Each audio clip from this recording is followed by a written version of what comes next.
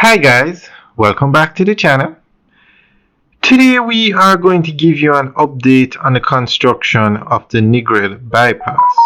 Now this is the Norman Manley Boulevard we're driving on in Negril. This is the main road that takes you through Negril. But Negril has grown so much that Negril now needs a bypass. So this road will remain, but if you're just passing through Negril, you're not stopping, then you can use a bypass. Ocho Rios, another major tourist town, has a bypass, and it works well.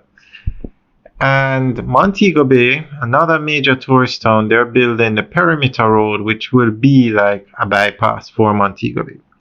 So for Negril now, they plan to build the bypass. It will be more inland, away from the coast. So we're going to go through an article that gives more information on what's happening here.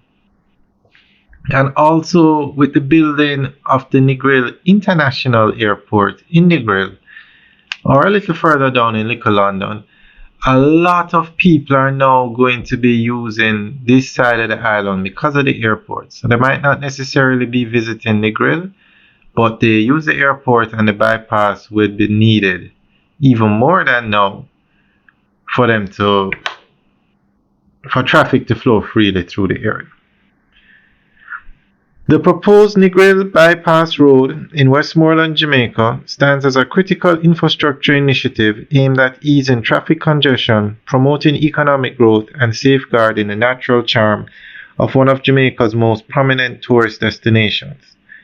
However, recent statements by Prime Minister Andrew Holness have shed light on why this project has yet to advance significantly. Environmental concerns.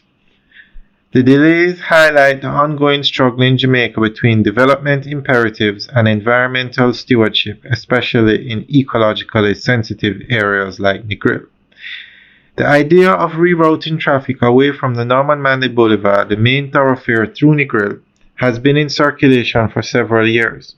With the town experiencing increased vehicular traffic from tourism and local commerce, the need for a bypass has become more pressing.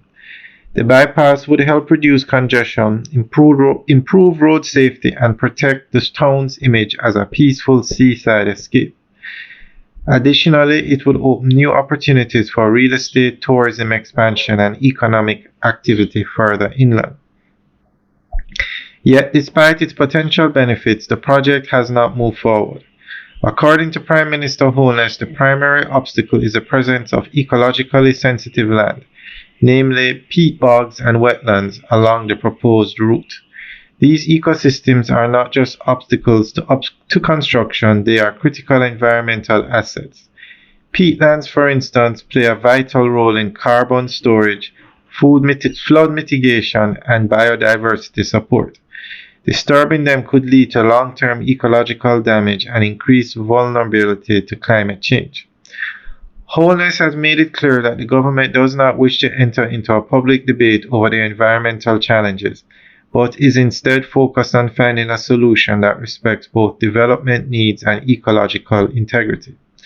His statement suggests that technical teams are evaluating alternate alignments for the bypass that could avoid the most environmentally sensitive areas. This kind of due diligence is necessary and commendable, as it shows a growing awareness of the need to harmonize infrastructure development with environmental preservation.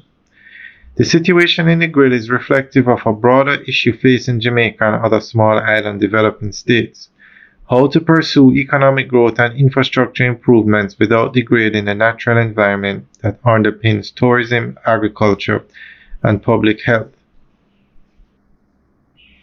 Jamaica's coastline and wetlands are not empty lands waiting to be paved. They are vital systems that support fish nurseries, water filtration, and climate resilience. The Negril Bypass project remains a necessary initiative for the long-term development of Western Jamaica. However, the environmental challenges it faces are serious and must be addressed with care.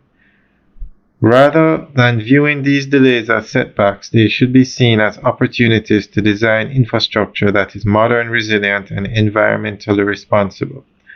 If handled wisely, the Negril Bypass could become a model for sustainable development, where economic growth and environmental protection are not competing interests but complementary goals. Alright, guys, that's the end of the update article.